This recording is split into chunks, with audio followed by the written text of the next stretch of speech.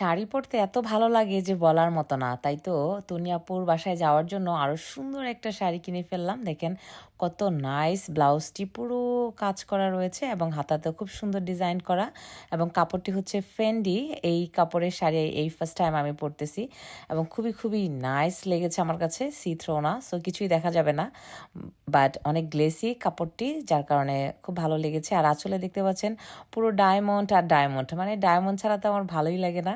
So আমি সবসময় শাড়ি কেনার সময় দেখি শাড়িতে ডায়মন্ড রয়েছে কিনা। আর এই যে কুচিতেও কিন্তু খুব সুন্দর ডায়মন্ডের কাজ রয়েছে। আই মিন পুরো শাড়িটি জুড়ে রয়েছে শুধু ডায়মন্ড।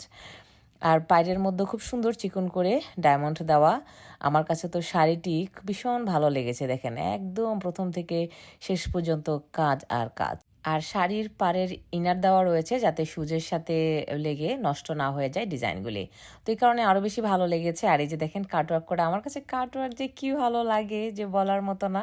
সো এই কারণে আরও বেশি ভালো লেগেছে শাড়িটি। এই দেখেন আঁচল জুড়ে শুধু ডিজাইন আর ডিজাইন, এত সুন্দর স্টোন ওয়ার্ক করা। আর এই যে কুচিটা এভাবে নিয়েছি আমি। এই তো কেমন লাগলো শাড়িটি জানাতে ভুলবেন না। আল্লাহ হাফেজ।